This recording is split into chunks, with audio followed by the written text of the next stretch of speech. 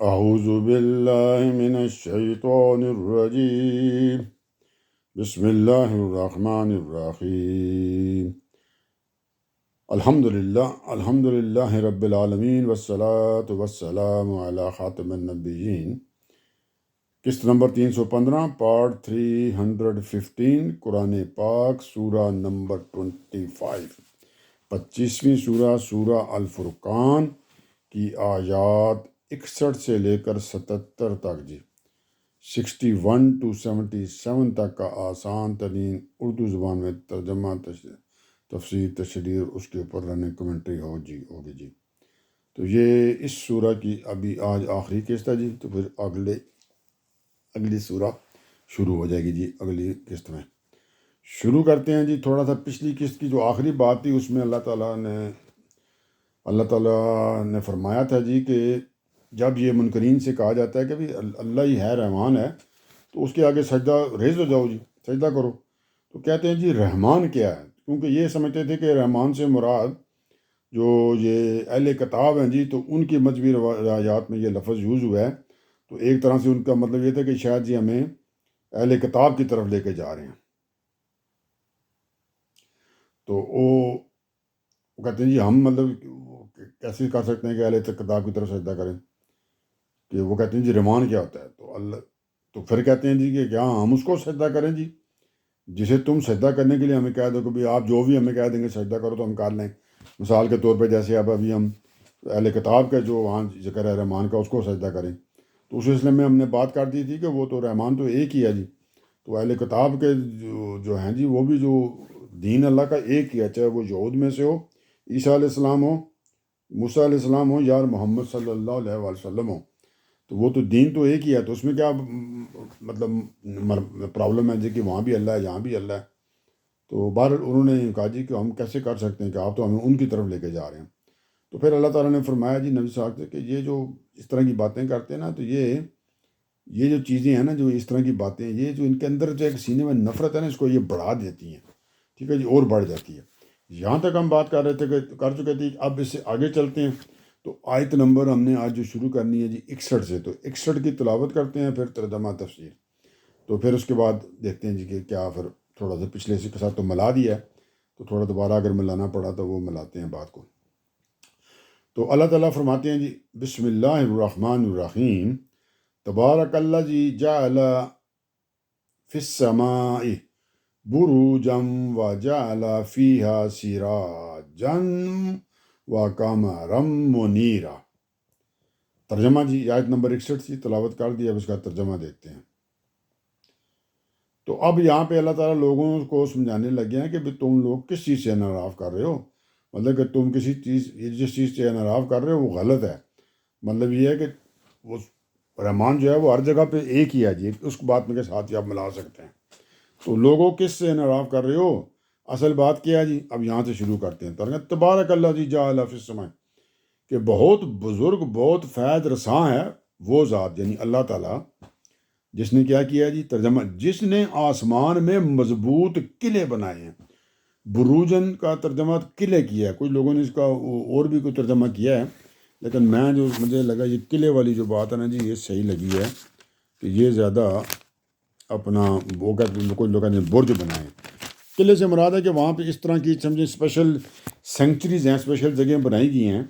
وہ قلعے کی صورت میں، جہاں پہ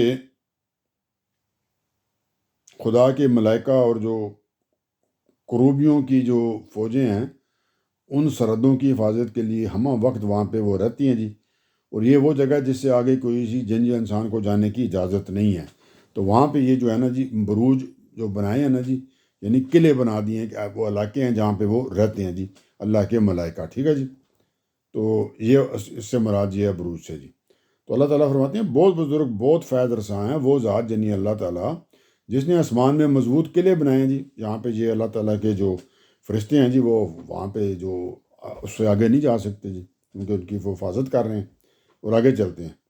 اور پھر فرمایا آگے اس کے مضبوط قلعوں کے بعد، اور اس میں ایک جلتا چراغ اور ایک چمکتا چاند بنایا آسمان میں، مطلب جس نے آسمان میں مضبوط قلعے بنائے اور اس میں ایک جلتا چراغ اور ایک چمکتا چاند بنایا. بہت کلیئر ہے جی بات، ظاہری بات، سورج چاند سب اللہ تعالیٰ کی تخلیق ہے جی. اور آگے فرمایا اور وہی ہے جس نے رات اور دن کو ایک دوسرے کے بعد آنے والا بنایا. کہ رات آتی ہے تو پھر سے آپ کو پتہ ہوتا ہے کہ اب دن آئے گا جی، جب دن آتا ہے تو آپ کو پتہ ہوتا ہے کہ اب رات آئے گی. تو اللہ فرماتے ہیں جس نے رات اور دن کو ایک دوسرے کے بعد آنے والا بنایا. ان کے اب یہ کن کے لیے بنایا؟ تو اللہ تعالیٰ بتا رہے ہیں ان کے لیے جو یاد دہانی حاصل کرنا چاہیں یا شکر گزار بننا چاہیں. تو مطلب یہ جو چیزیں بنائی گئی ہیں اللہ تعالیٰ نے کہا یہ جو نشانیاں ہیں یہ تو ان لوگوں کے لیے ظاہری بات ہوں گی جو چاہتے بھی ہیں کہ وہ ان کو ہدایت ملے بھی، ان کو یاد دہانی کرائی جائے، جو ان کے اندر ودیت کی گئی ہے فطرت میں چیز کہ اللہ ایک ہے اور اللہ کے علاوہ اور کوئی نہیں ہے، وہی خالق ہے ہر چیز کا. تو اللہ نے کہا جی یہ تو کہ بھئی ان کے لیے یہ چیز بنائی گئی ہے جو چاہتے بھی ہیں کہ ان کو یہ والی ہدایت مل جائے، اور پھر جب وہ مل جائے گی تو پھر وہ اللہ کا شکر ادا کریں گے جی، پھر شکر گزار بن کے رہیں گے. تو اس میں مطلب یہ ہے کہ عقل و دل کو بیدار کرنے والی نشانیوں سے تو ایک طرح سے اس کائنات میں ہر جگہ پہ وہ موجود ہی ہیں، لیکن اس سے فائدہ اٹھانے کے لیے آپ کو کیا چاہیے؟ آپ کا ارادہ و اختیار بھی ہونا چاہیے کہ آپ چاہتے بھی ہیں کہ آپ کو ہدایت دی جائے. ٹھیک ہے جی، وہ جو ہم بات کرتے رہتے ہیں پیچھے. تو اللہ پھر پتہ ہے اسی ارادہ کے لیے جو امتحان آپ کے لیے بنایا گیا نا، آپ کو ایک امتحان میں ڈالا گیا تو وہ امتحان پیدا کیے گئے. لیکن افسوس یہ ہے کہ بھی یہ جو لوگ ہیں ناکام ہو جاتے ہیں، اور نہ ان کی جو عقل ہے جی ان نشانیوں سے یاد دہانی حاصل کرتی ہے، نہ کوئی سبق پاتے ہیں، اور نہ دل جو ہوتے ہیں ان کے جو شکر گزاری کی طرف چاہتے ہیں کہ وہ اللہ کا شکر ادا کریں. کیونکہ وہ پہلی چیز نہیں جب وہ لیتے تو پھر وہ شکر کی چیز کا ادا کریں گے. اللہ کی جو پہلی رحمت ہے وہ اپنے اس کو قبول کر لیں جناب راد و اختیار سے، تو پھر اگلی بات بھی ان کو سمجھ آ جائے گی، پھر شکر گزار بھی ہو جائیں گے. تو وہ نہ وہ کرتے ہیں تو شکر پھر وہ کرتے ہی نہیں جناب. تو یہ بات یہاں تک کلیئر ہوگی جی کہ یہ ساری چیزیں اللہ نے بنائی ہیں، قلعے اور یہ سورج چاند، اور وہی ہے جس نے رات کو دن کو ایک دوسرے کے بعد آنے والا بنایا. تو اب یہ صرف آگے اللہ تعالیٰ نے ان کے لیے جو یاد دہانی حاصل کرنا چاہتے بھی ہیں جی، جو اپنے ارادہ اختیار سے یہ چاہتے بھی ہیں کہ ان کو اللہ تعالیٰ کی طرف سے ایک تو جو فطرت میں جو ہدایت اس کے اور جو ودیت کی گئی ہے وہ تو موجود ہی ہے. تو اب جو اللہ کے نبی اور کتاب لے کر آئے ہیں وہ اس سے بھی ان کو ہدایت حاصل ہو جائے، وہ اپنے ارادہ اختیار سے اس کو چوز بھی کرتے ہیں تو پھر تو ملتی ہے جی، اور پھر وہ شکر گزار بھی بنیں گے. تو اب اس سے آگے چلتے ہیں. پیچھے رحمان کی بات ہوئی تھی نا، تب رحمان کی بات دوبارہ آ رہی ہے، تو وہ انہوں نے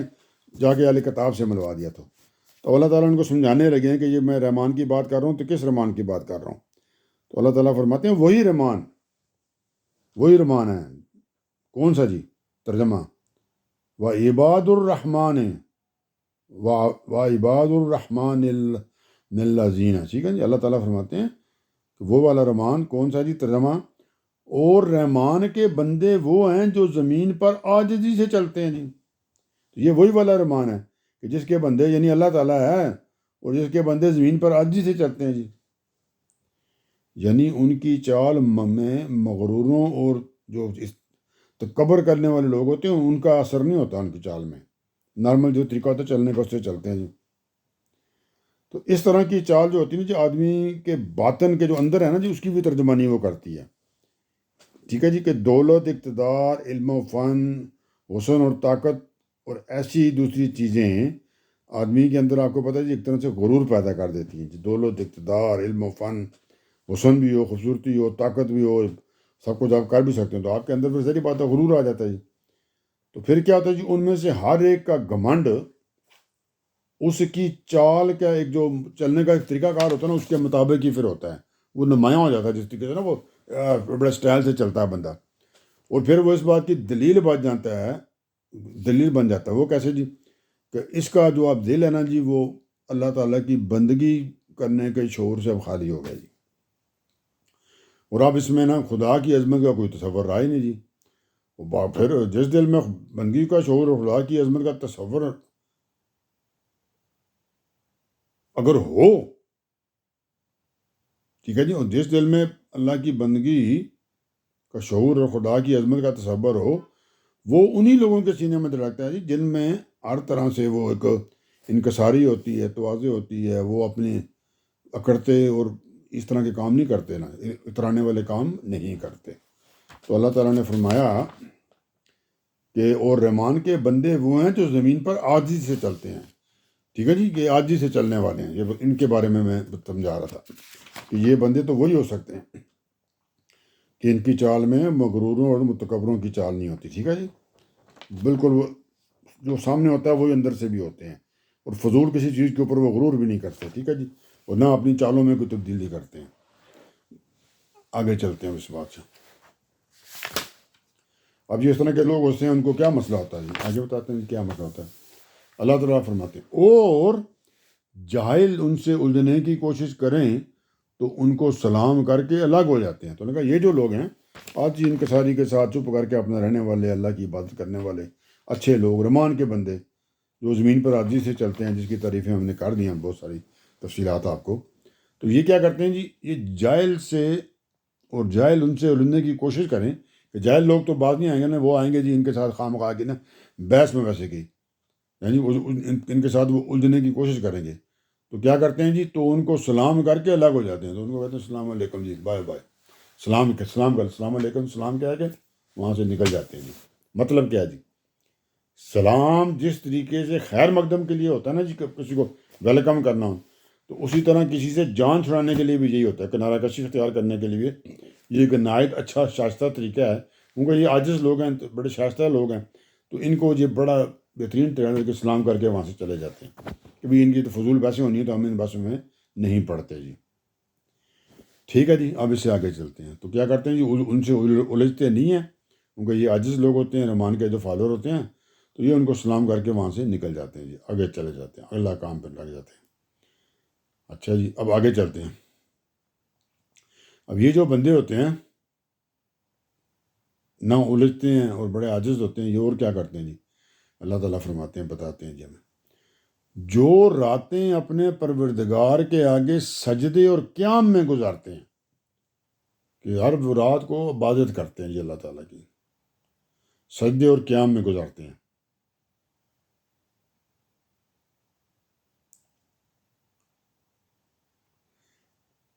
اچھا جی، پچھلا طریقہ جو ہم نے بتایا تھا نا کہ اسلام کا لے کے چلے جاتے ہیں، تو یہ بڑا شائستہ طریقہ ہوتا ہے جان چھڑانے کا۔ تو اب یہ والی جو بات ہے جی کہ اپنا جو راتیں اپنے پروردگار کے آگے سجدے اور قیام میں گزارتے ہیں، اس سے مراد یہ ہے تہجد کے سجود اور قیام کی جو ہوتی ہے نا، اس کی بات ہو رہی ہے، تہجد کی نماز کی، کہ شب بیداریوں اور بے قراریوں کی تعبیر ہے جی، اور اس کے اسلوب سے یہ بات جہاں پہ نمایاں کر دی گئی ہے جی، ٹھیک ہے جی، کہ رات کی عبادت کے بارے میں، کہ رات سجدے جو دعائیں کرتے ہیں، جو راتیں اپنے پروردگار کے آگے سجدے میں اور قیام میں گزارتے ہیں، کہ بھائی تہجد پڑھتے رہتے ہیں، رات ساری اللہ کی عبادت کرتے ہیں۔ آگے چلتے ہیں جی، کہ یہ لوگ اور کیا کرتے ہیں جی، یہ جو عاجز اچھے لوگ ہوتے ہیں، جو رحمان کو ماننے والے ہوتے ہیں، تو اللہ تعالیٰ فرماتے ہیں جو دعائیں کرتے ہیں کہ اے ہمارے پروردگار ہم سے دوزخ کا عذاب اٹھا لے، تو یہ تو ہر وقت دعا کرتے رہتے ہیں جی عاجز لوگ، اللہ تعالیٰ یا اللہ ہمیں بچا لینا، یا اللہ ہمیں بچا لینا دوزخ سے، تو کہتے ہیں جی ہم سے دوزخ کا عذاب اٹھا لے، یہ دعائیں کرتے رہتے ہیں، ٹھیک ہے جی۔ تو اس کے بعد اللہ تعالیٰ فرماتے ہیں کہ اصل بات یہ ہے، حقیقت یہ ہے کہ اس کا عذاب تو جان کا لاگو ہے، اس نے تو آنا بھی، مطلب جس کا مطلب مسئلہ اس کو تو اوپر تو آئے گا۔ حقیقت یہ ہے کہ وہ بسنے اور ٹھہرنے کی بہت ہی بری جگہ ہے، تو مطلب یہ تو جان لینے والا عذاب ہے، اگر وہ آ گیا تو اس پہ آئے گا، تو اسی لیے وہ بچنے کی دعائیں کرتے ہیں نا جی، کہ دوزخ کا عذاب ہم سے ہٹا دی جائے، کیونکہ اصل بات یہ ہے کہ دوزخ کا عذاب تو وہ تو جان وہ ہوتا ہے نا، وہ ہوتا ہے جان لیوا ہوتا ہے جی۔ تو حقیقت یہ ہے کہ وہ بسنے اور ٹھہرنے کی بہت ہی بری جگہ ہے، کہ بھئی وہ جگہ جو ہے نا جی دوزخ، تو وہ نہ بسنے کی جگہ اور نہ ٹھہرنے کی۔ تو اب اس کو تھوڑا سا دیکھ لیتے ہیں، اس میں جو لفظ استعمال ہوا ہے نا جی، دو لفظ آئے ہیں، مستقر اور مقام، یوں دو ایک طرح تو یہ دونوں کا معنی سیم بھی ہوتا ہے، لیکن جب یہ ایک دونوں کے ساتھ آ جائے نا اکٹھے، تو ان کے پھر معنی میں فرق بڑھ جاتا ہے۔ اور اب جس جگہ جتنا میں سمجھاؤں جی، یا جتنا میں نے علماء کا ساتھ دیکھا ہے، وہ یہ ہے کہ جی مستقر میں تو کیا ہوتا ہے جی، مستقل قیام کا معنی پایا جاتا ہے، اور مقام جو ہوتا ہے وہ جی عارضی جگہ ہوتی ہے جی، مطلب یہ ہے کہ جہنم ایک ایسی ہولناک جگہ ہے کہ مستقل قیام کے سیے سے تو درکنار ایک بہت بڑی مشکل بات ہے. ایون وہاں کا عارضی جو قیام ہے نا وہ بھی بڑا خطرناک ہے جی، وہ بھی گوارا کیے جانے کے قابل نہیں ہے. حالانکہ کوئی بری سے بری جگہ بھی ایسی ہو سکتی ہے کہ کسی پہلو سے وقتی طور پر گوارا نہ کی جا سکے، لیکن یہ جناب جس طرح کا معاملہ ہے نا جی کہ دوزخ کا، تو کہ یہ مستقل طور پر بھی اگر ہو تو تب بھی یہ اس سے جان چھڑانی چاہیے جناب بندے کو. اور تو یہ تو لیکن اس کی تو بجائے ایون عارضی طور پہ بھی آپ کو نا تو وہ بھی اس کو بھی آپ نے مطلب آپ نا گوارا نہیں کر سکتے. آپ کو جو مسئلہ ہونا نا کہ صرف آپ کو پتہ بھی ہونا کہ ٹیمپریری طور پہ ہوں، تب بھی اس سے بچنے کی اللہ تعالیٰ سے دعا کرنی چاہیے جی. ٹھیک ہے جی. اب اس سے آگے چلتے ہیں. تو یہ تھی حقیقت یہ ہے کہ وہ بسنے اور ٹھہرنے کی بہت ہی بری جگہ ہے، دوزخ کی جو بات ہو رہی تھی. اب اس سے آگے اللہ تعالیٰ فرماتے ہیں جی، اور جو خرچ کرتے ہیں تو نہ اڑاتے ہیں نہ تنگی کرتے ہیں، ان کا خرچ اس کے درمیان اعتدال پر ہوتا ہے. تو اب یہ اچھے لوگ ہیں، ایمان والے جو ہیں، عاجز لوگ ہیں، جب ان کو خرچ کرنا ہوتا ہے، پیسہ لگانا ہوتا ہے کسی جگہ، مال خرچ کرنا ہوتا ہے، تو یہ فضول خرچے نہیں کرتے، وہ اندر اڑا کے نا پھینک نہیں دیتے، ضائع نہیں کر دیتے. اور نہ ہی کنجوسی کرتے ہیں جی کہ مطلب جہاں پہ ضرورت بھی ہے تو وہاں بھی نہ لگائیں، بلکہ کیا کرتے ہیں، وہ اللہ تعالیٰ فرماتے ہیں کہ ان کا خرچ اس کے درمیان اعتدال پر ہوتا ہے. کہ زیادہ خرچ کرنے سے اور تنگی کرنے والے معاملے دونوں طرف وہ ایکسٹریم معاملے نہیں ہوتے، ان دونوں کے درمیان ہوتا ہے، اعتدال پہ ہوتا ہے جی. ٹھیک ہے جی. نہ یہ ضائع کرتے ہیں اور نہ کنجوسی کرتے ہیں، میانہ روی اختیار کرتے ہیں، درمیانے رستے کے اوپر چلتے ہیں. جہاں ضرورت پڑی وہ لگاتے ہیں اور فضول ضائع بھی نہیں کرتے جی. تو یہ بھی جو وہی اچھے والے لوگ ہیں. اور پھر انہی کی بھی اور بات ہو رہی ہے جی، وہ کیا جی، اور ترجمہ چل رہا ہے جی، یہ آیت نمبر 68 کا شروع ہوگا جی، 68 کا 68. اللہ تعالیٰ فرماتے ہیں جی، اور وہ ہیں جو اللہ کے ساتھ کسی دوسرے کو معبود نہیں پکارتے. تو کسی بھی چیز کو مطلب آپ بنی بنائی دیں یا کچھ بھی دے دیں، وہ اللہ کے علاوہ کسی چیز کو معبود پکارنے کے لیے کسی صورت تیار نہیں ہوتے. اور پھر اس کے بعد ہی کیا کرتے ہیں، اللہ کی حرام کی ہوئی کسی جان کو ناحق قتل نہیں کرتے اور نہ زنا کے مرتکب ہوتے ہیں. تو اگلی نشانی اللہ نے بتائی کہ یہ کسی بھی شخص کو ناحق قتل نہیں کرتے، کیونکہ اللہ کی طرف سے ہوتا ہے جان لینے کی ممانعت ہے. تو ناحق سے مطلب کہ اگر جہاں پہ آپ حق پہ ہوں، جس طرح کہ ایک شخص نے قتل کر دیا تھا کسی بے گناہ کو، تو اب اس کے جواب میں آپ اس کی جان لے رہے ہیں، مطلب تھرو پراپر کورٹ کے پروسیس سے، وہ جائز ہے. مطلب اس کے علاوہ تو یہ لوگ کسی کو قتل نہیں کرتے جناب، کیونکہ جو حق پہ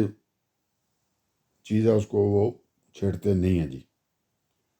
اور تیسری بات فرمائی، اور نہ زنا کے مرتکب ہوتے ہیں. ٹھیک ہے جی. اور نہ زنا کے مرتکب ہوتے ہیں.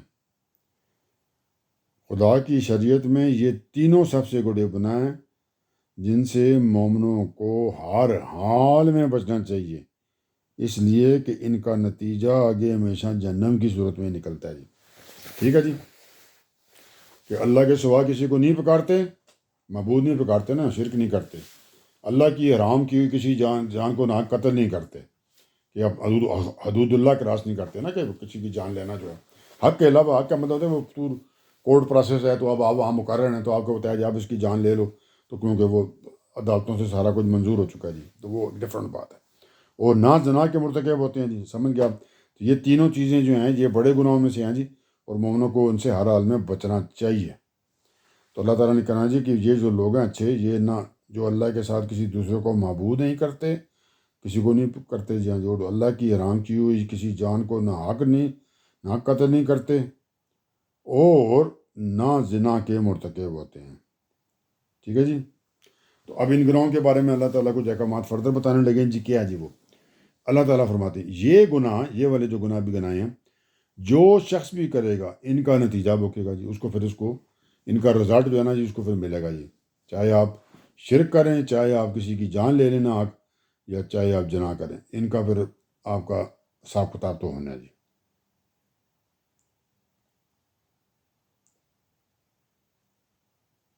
ٹھیک ہے جی، یہ تینوں چیزیں اور زنا کی بات بھی اس میں آ گئی ہے کہ یہ گناہ جو شخص بھی کرے گا ان کا نتیجہ بھگتے گا۔ یہاں تک بات ہوگی، یہ بغیر چلتے ہیں۔ اللہ تعالیٰ فرماتے ہیں جی قیامت کے دن اس کا عذاب بڑھتا ہی جائے گا اور اس میں ذلیل ہو کر ہمیشہ رہے گا۔ تو ان کا جو عذاب ہے جی وہاں قیامت میں بڑھتا ہی رہے گا جی، یہ جو گناہ ان لوگوں نے کیے ہوں گے یہ والے، اور وہ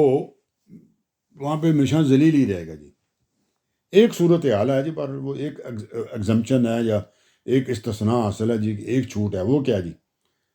کہ ورنہ تو ہمیشہ آپ نے ذلیل ہونا، وہ کیا جی؟ اللہ تعالیٰ فرماتے ہیں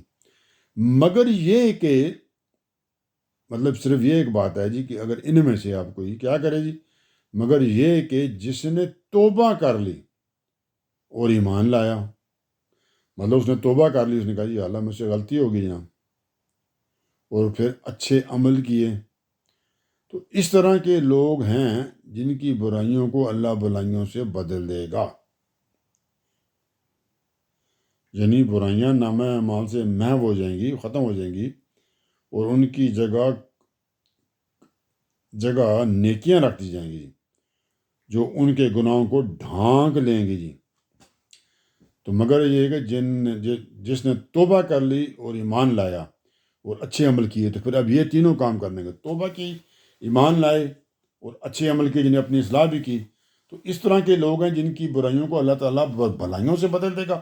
کہ ان کے جو گناہ ہیں ان کو اللہ تعالیٰ نیکیوں سے بدل دے گا۔ ٹھیک ہے جی۔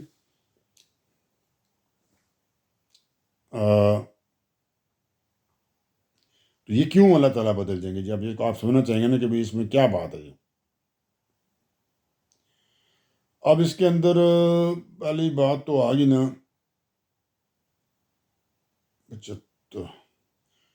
یعنی جو برائیاں ہیں آپ کے نامہ اعمال میں وہ گم ہو جائیں گی جی، وہ نظر نہیں آئیں گی، اور ان کی جگہ جو نیکیاں ہیں نا وہ رکھ دی جائیں گی۔ تو جب وہ کوئی دیکھے گا تو اس کو تو وہاں پہ صرف نیکیاں ہی نظر آئیں گی جی، کیونکہ جو گناہ ہیں وہ اس سے ڈھک چکے ہوں گے، کیونکہ اس نے توبہ کر لی تھی نا، اور پھر ایمان بھی لے آیا تھا اور اچھے عمل بھی کیے تھے، عمل صالح کیے تھے، اس کے بعد اپنی اصلاح کر لی تھی۔ تو اللہ تعالیٰ پھر سے آگے فرماتے ہیں کہ حقیقت یہ ہے کہ اللہ بخشنے والا ہے، اس کی شفقت ابدی ہے کہ میں یہ جو کام کرتا ہوں، توبہ قبول کرتا ہوں اور پھر میں معاف کرتا ہوں، تو میں بخشنے والا ہوں، اس کی شفقت ابدی ہے اور میری شفقت ابدی ہے۔ اور جو توبہ قبول کرے اور اچھے کرے اور اچھے عمل کرے، تو اللہ تعالیٰ نے فرمایا اور جو توبہ کرے، کہ جو شخص بھی توبہ کرے صحیح والی، پھر اپنے آپ میں چینجنگ لانی ہے نا، اور اچھے عمل کرے، تو اس کے بعد وہ اپنے اعمال درست کر لے جی، تو اس کو کیا ہونا چاہیے؟ اس کو مطمئن ہونا چاہیے، تو اس کو پھر اطمینان اس چیز کا ہونا چاہیے جی، کس چیز کا؟ اس لیے کہ وہ پوری سرخ روئی کے ساتھ اللہ ہی کی طرف لوٹتا ہے۔ تو اللہ تعالیٰ نے فرمایا جی اس کو پھر اطمینان کر لینا چاہیے، جب وہ یہ کام کر لے گا، صحیح توبہ کر لی اور پھر اپنے آپ میں اصلاح کر لی اور اچھے عمل کیے ہیں، تو اس کے لیے پھر وہ پوری سرخ روئی کے ساتھ اب اللہ ہی کی طرف لوٹنا ہے، اس نے واپس تو آنا ہی ہے۔ تو اللہ تعالیٰ اس کی ان چیزوں کے بارے میں جو اس نے کی ہیں اور پھر یہ توبہ کی ہے اس نے، اس کو قبول فرمائیں گے۔ ٹھیک ہے جی۔ اب یہاں پہ آیت میں توبہ کرنے والوں کے لیے دنیا اور آخرت دونوں میں بشارت ہے، مطلب یہ کہ انہیں ہر جگہ خدا کی معیت اور سرپرستی حاصل ہوگی جب وہ صحیح توبہ کر لیں گے نا۔ تو یہ نہیں کہ صرف آخرت میں ہی اللہ تعالیٰ ان کا کوئی فائدہ کریں گے، نہیں، دنیا میں بھی ان کو صحیح کر دیں گے اللہ تعالیٰ، ان کے لیے آسانیاں پیدا کر دیں گے جی، جو ان سے گناہ سرزد ہوا ہے ان کی معافی کا اثر دنیا میں بھی ہوگا جی۔ تو مطلب ہر جگہ پھر خدا ان کا ساتھ دے گا جی، کیونکہ انہوں نے صدقے دل سے اس چیز سے نکلنے کی کوشش کی ہے۔ آگے چلتے ہیں جی۔ اب اللہ تعالیٰ فرماتے ہیں جی کہ اور رحمان کے بندے وہ ہیں جو کسی باطل میں شریک نہیں ہوتے، کیونکہ اللہ کے بندے تو وہی ہیں جی جو باطل کام میں شریک نہیں ہوتے جی، تو اور شرک نہیں کرتے جی۔ اور پھر اس کے بعد کیا؟ اور جب کسی بیہودہ چیز پر ان کا گزر ہوتا ہے، کبھی وہ جا رہے ہیں تو رستے میں کوئی بیہودہ چیز دیکھتے ہیں، کوئی مجمع لگا ہو، کچھ ہو رہا ہے جس کے اندر بیہودہ باتیں ہو رہی ہیں، بیہودہ چیزیں جا رہی ہیں، تو کیا کرتے ہیں جی؟ اچھا جی، بیہودہ چیزوں کے لیے لفظ استعمال ہوا لغو۔ اس سے مراد وہ کام ہے جن کو آپ جب دیکھتے ہیں نا تو دیکھتے ہی آپ کو محسوس ہوتا ہے کہ بھائی یہ تو کوئی صحیح چیز نہیں ہے جی۔ ہاں جی، کوئی بھی ذرا سا بھی انسانیت ہو نا بندے کا، بندہ ایک دم فیل کر لیتا ہے یہ تو انتہائی بدتمیزی والی چیز ہے، یہ شائستہ اور مہذب لوگوں کے کرنے کے کام نہیں ہے۔ مثال کے طور پر جیسے گالم گلوچ ہو رہی ہے، کوئی بدتمیزی ہو رہی ہے، لوگ اخلاقی حدود کے تجاوز کر رہے ہیں جی، خام خواہ کے لطیفے بازیوں اور ایک دوسرے کے اوپر وہ جگتیں کس رہے ہیں جناب، اور چھیڑ رہے ہیں ایک دوسرے کو، تو یہ فضول چیزیں ہوتی ہیں، کام ہوتی ہیں۔ تو جب ان کے پاس سے وہ گزرتے ہیں تو کیا کرتے ہیں جی؟ اللہ تعالیٰ نے فرمایا اللہ اور رحمان کے بندے وہ ہیں جو کسی باطل میں شریک نہیں ہوتے، اور جب کسی بیہودہ چیز پر ان کا گزر ہوتا ہے، مثال ابھی میں نے دی، تو کیا کرتے ہیں جی؟ وہ دو وقار کے ساتھ گزر جاتے ہیں، تو بڑے وقار کے ساتھ اپنی عزت کو بچاتے ہوئے طریقے سے وہاں سے گزر جاتے ہیں۔ اور ایسے ہیں، اور یہ لوگ کیسے ہیں جی؟ ایسے ہیں اللہ تعالیٰ فرمانے، اور ایسے ہیں کہ انہیں جب ان لوگوں کو، جو وہاں سے اچھے لوگ جو گزر گئے، مطلب جب انہوں نے دیکھا کہ وہ بات غلط ہو رہی ہے، تو اللہ تعالیٰ اور ایسے ہیں کہ انہیں جب ان کے پروردگار کی آیتوں کے ذریعے سے یاد دہانی کی جاتی ہے، کہ اللہ تعالیٰ فرماتے ہیں یہ بندے ایسے ہیں کہ جب ان کو پھر بتایا جاتا ہے جی کہ یہ اللہ تعالیٰ کی آیتیں ہیں یاد دہانی کرانے کے لیے، تو کیا کرتے ہیں جی؟ تو ان پر اندھے اور بہرے ہو کر نہیں گرتے۔ اس سے کیا مراد ہے کہ ان پر اندھے اور بہرے ہو کر نہیں گرتے؟ مطلب یہ ہے کہ جب ان کو اللہ کی آیتیں سنائی جاتی ہیں، بتائی جاتی ہیں، تو وہ ویسے ہی نہیں ان کے اوپر پل پڑتے، بلکہ ان پر غور کرتے ہیں اور ان سے فائدہ اٹھاتے ہیں۔ اس میں قرآن کے اندھے بہرے مخالفین جو تھے نا، ان کے اوپر ایک طرح سے تعریض بھی ہے، وہ کیا کہتے ہیں، طنز بھی ہے، کہ جو اس کی آیتیں سن کر اعتراف اور نکتہ چینی کے لیے اس پر اسی طرح پل پڑتے ہیں جی، ٹھیک ہے جی، تو یہ ان کے اوپر ہے جی، تو ان پر اندھے اور بہرے ہو کر نہیں گرتے، یہ لوگ مطلب غور و فکر کرتے ہیں جی، ٹھیک ہے جی، تو مطلب اس کو سمجھنے کی کوشش کرتے ہیں کہ بھائی یہ باتیں کیوں ہیں ابھی اس طرح، ٹھیک ہے جی۔ تو غور کرنے سے پتہ چلے گا نا جی یہ باتیں اس طرح کیوں آئیں جی۔ تو اب اس میں جو قرآن کے دوسرے جو تھے نا اپنا مخالفین، ان کے اوپر بھی ہلکا سا وہ طنز بھی کر دیا گیا ہے، جو جن کا تو کام ہی یہ تھا نا آیتیں سن کر تو ہر وقت اعتراض اور نکتہ چینی کے لیے اس کے اوپر پل پڑنا، تو ان کا جواب ڈفرینٹ تھا جی، ٹھیک ہے جی۔ تو اب ہم چلتے ہیں آگے۔ مطلب یہ ہے کہ جو اچھے لوگ ہیں، جو ماننے والے ہیں، جن کا اللہ تعالیٰ نے پیچھے سے ذکر کرتے ہوئے آ رہے ہیں ہم لوگ، کہ جو عاجز لوگ ہیں، تو وہ جب ان کو کوئی بات بتائی جاتی ہے جی کسی معاملے میں، وہ اللہ کی آیت کے ذریعے سے ان کو یاد دہانی کرائی جاتی ہے بھی یہاں پہ اس طرح تو نہیں، اس طرح ہے، تو وہ پہلے وہ کیا کرتے ہیں، کیونکہ وہ عاجز لوگ ہیں، اللہ کے اچھے لوگ ہیں، مومنین ہیں، جو صحیح رستے پہ آنا چاہتے ہیں، تو وہ اچھی طرح اس کے اوپر غور و غوض کرتے ہیں، سمجھتے ہیں، اور پھر جب ان کو سمجھ آ جاتی ہے بات تو پھر اس سے وہ فائدہ اٹھاتے ہیں۔ ایک دم اندھے اور بہرے ہو کے نہیں پڑھ وہ بس ٹھیک ہے یہ آ گیا وہ آ گیا یہ لکھا تو ختم ہو گیا، وہ اس کو پورا سمجھتے ہیں کہ یہ اللہ تعالیٰ کا حکم ہے، یہ کیا اس میں حکم آ رہا ہے، اس کے اندر کیا حکمت ہے، اس کو اچھی طرح اس کو انڈرسٹینڈ کرتے ہیں، پھر اس کو کس طرح فالو کرنا ہے، کہ اس کے اندر کیا کیا جائے کہ یہ حکم اسی طرح فالو کیا جائے، تو یہ پھر غور و فکر کرنا پڑتا ہے اس کو سمجھنے۔ تو اسی کے اندر یہ ایک طنز جو دوسرے جو لوگ ہیں نا ان کے اوپر ہے، جو قرآن کے مخالفین ہیں، ان کے اوپر طنز یہ ہے کہ یہ والا کام تو نہیں کرتے نا کہ ان کو آیتیں سنائی جائیں تو پہلے ان کو اچھی طرح غور و غوض کریں، سمجھیں، تو پھر چلو کوئی آپ کا کوئی اعتراض بنتا ہے تو آپ کریں، یہ پہلے ہی پل پڑتے ہیں، یہ پہلے ہی شور ڈال دیتے ہیں۔ وہ جو ہیں وہ اچھی طرح غور و ایک دم عمل کرنے کے لیے پل نہیں پڑتے، عمل کرنے سے پہلے غور و غوض کر کے اچھی طرح سمجھتے ہیں کہ یہ کیا کہا ہے، بھی کوئی غلطی نہ کر بیٹھیں بھی، تو اس کے مطابق فالو کریں جس طرح اللہ تعالیٰ حکم دے رہے ہیں۔ تو اللہ تعالیٰ کے احکامات جو آیتیں جو آتی ہیں ان کے اوپر اچھی طرح سے سوچ سمجھ کے ان کو اچھی طرح سے انڈرسٹینڈ کرنے کے بعد پھر ان کو فالو کرتے ہیں، ان کے اوپر چلتے ہیں، ٹھیک ہے جی۔ تو یہ جو دوسرے ہیں جی ان کا کیا ہے کہ انہیں تو سوچنا سمجھنا تو ہوتا ہی نہیں ہے، انہوں نے تو مخالفت ہی کرنی ہوتی ہے، تو یہ ایک دم نہ بغیر سوچے سمجھے ان کے اوپر وہ نہ کر دیتے کہ یہ ہے ہی نہیں صحیح ہے جی۔ حالانکہ جو فالو کرتے ہیں وہ بھی سمجھتے ہیں تو پھر فالو کرتے ہیں۔ تو مخالفین نے اگر رد کرنے ہیں تو یہ تو پہلا رول ہے کہ اچھی طرح پہلے غور و غوض تو کرو نا بھی کہ کیا بات اس میں کی جا رہی ہے، پھر تم اس میں سے کوئی پوائنٹ نکالو۔ تو وہ سنے بغیر ہی کہہ دیتے ہیں بھی صحیح نہیں ہے. تو یہ بات اس میں کی جا رہی تھی. اب پڑھ کے آگے چلتے ہیں, دوبارہ پورا ہی پڑھ لیتے ہیں یہ اللہ پر. اور رحمان کے بندے وہ ہیں جو کسی باطل میں شریک نہیں ہوتے, اور جب کسی بیہودہ چیز پر ان کا گزر ہوتا ہے تو وقار کے ساتھ گزر جاتے ہیں, وہاں پہ ٹھہرتے نہیں ہیں. بتا دیا یہاں کو گندا کام ہو رہا ہے, گالی گلوچ ہو رہا ہے, گانے ڈانس فضول باتیں ہو رہی ہیں, لوگ آپس میں مخول ٹھٹا بازیاں کر رہے ہیں, تو وہاں سے گزر جاتے ہیں. اور اگلی بات جو تھی جو ابھی ہم کر رہے تھے, اور ایسے ہیں رحمان کے بندے کہ انہیں جب ان کے پروردگار کی آیتوں کے ذریعے یاد دہانی کی جاتی ہے, کہ سنائی جاتی ہیں کہ بھئی یہ والی جو چیزیں نا اس طرح کرنی ہے, تو یہ لوگ حالانکہ یہ تو رحمان کے بندے ہیں, تو جب ان کو بتائی جاتی ہیں, اللہ تعالیٰ نے بتایا سمجھانے کے لیے بتا رہے ہیں کہ بات دوسروں کو دینا ہے میسج, کہ یہ جو ہیں رحمان کے بندے ہیں, تو جب ان کو بھی اللہ تعالیٰ کی آیتیں بتائی جاتی ہیں کسی یاد آنے کے لیے, تو یہ بھی ایک دم اندھے اس کے اوپر نہیں چل پڑتے, غور و غوص کر کے تو اس کے پھر اوپر اس کے مطابق اس کے اوپر عمل کرتے ہیں. اور تم لوگ کیسے ہو, ٹھیک ہے جی,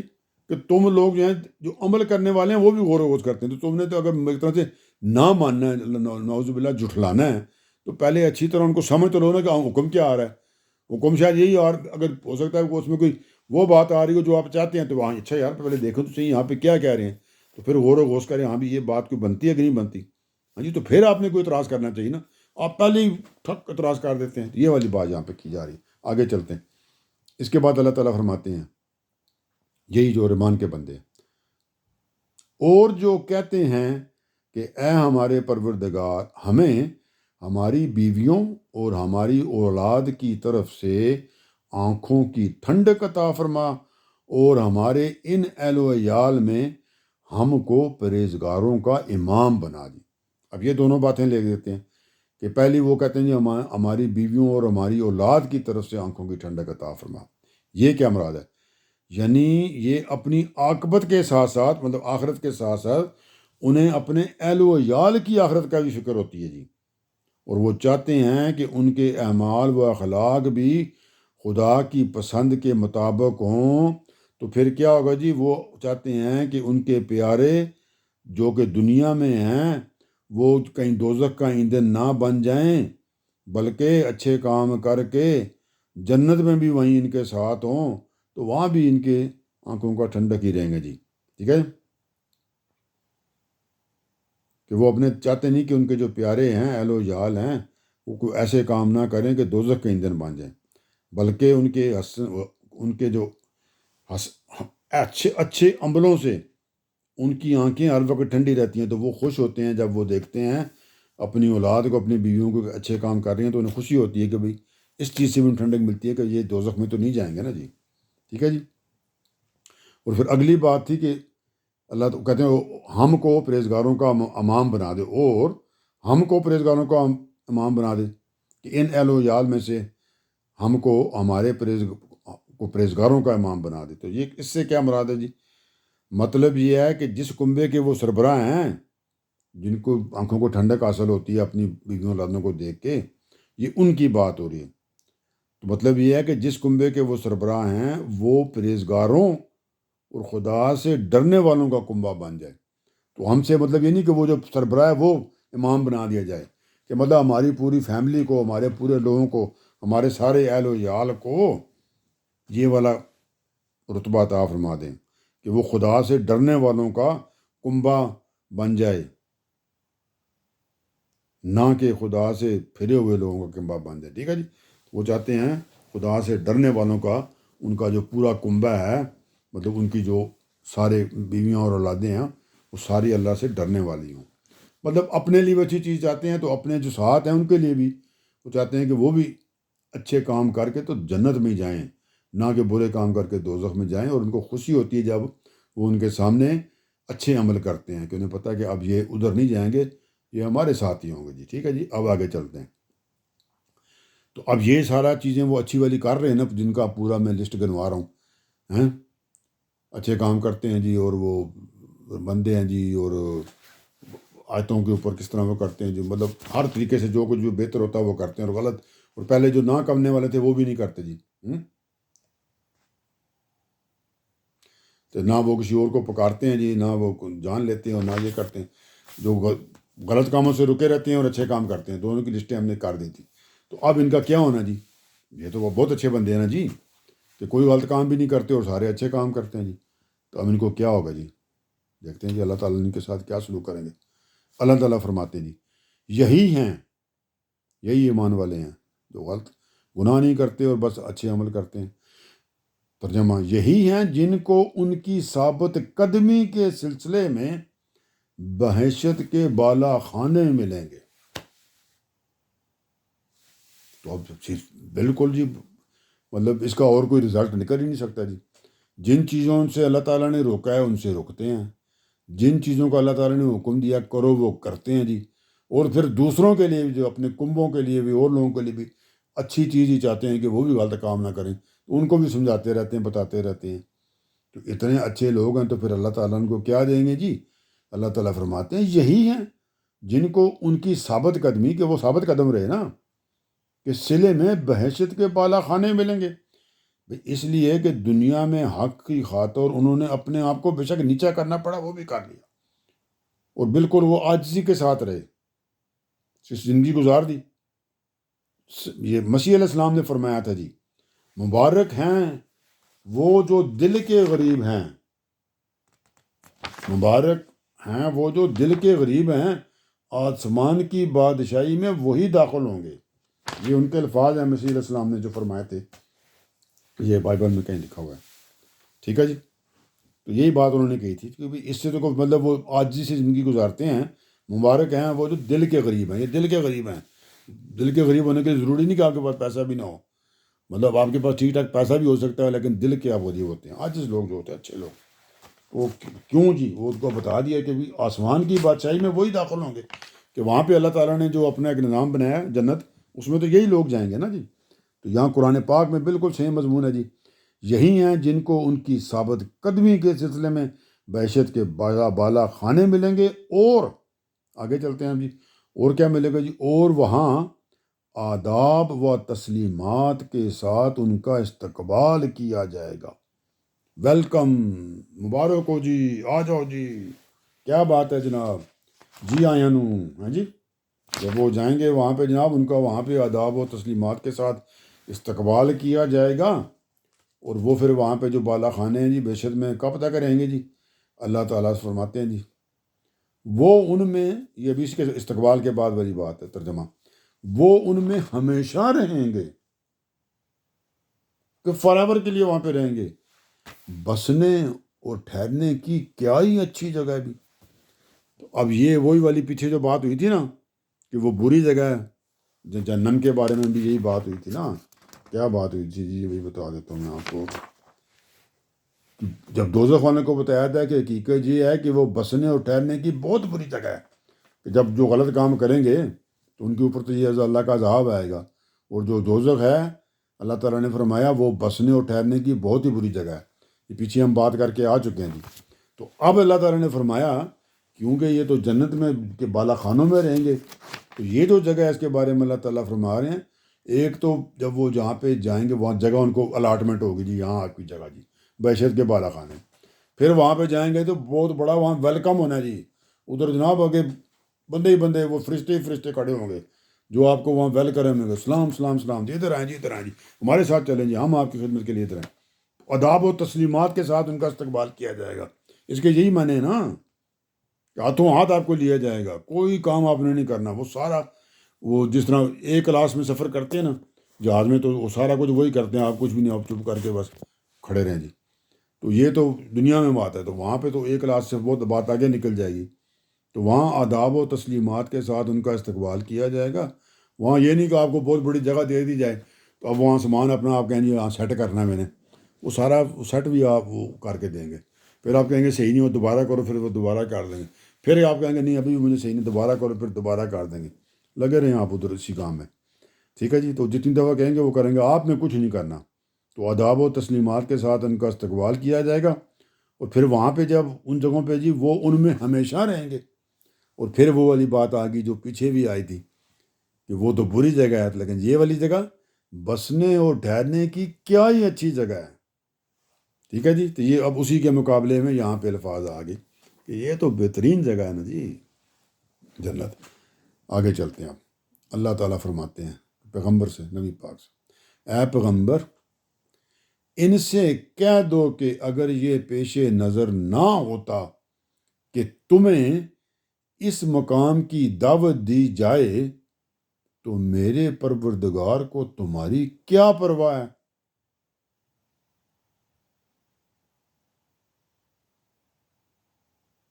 بات کو سمجھے جی، آپ کو نہیں سمجھے؟ پہلے میں اس کو علیحدہ علیحدہ کر کے سمجھاتا ہوں، پھر میں اس کو اکٹھا کر دیتا ہوں۔ مطلب یہ ہے، اللہ تعالیٰ فرما رہے ہیں کہ اپنی جنت کی طرف بلانے کے لیے خدا اگر نبی بھیجتا ہے، کتابیں اتارتا ہے،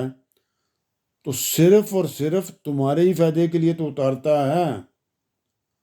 ورنہ اس کی کوئی پرسنل ضرورت تو نہیں ہے نا جی، اس کی کوئی حاجت تو نہیں وہاں پہ نا اٹکی ہوئی تمہارے ساتھ۔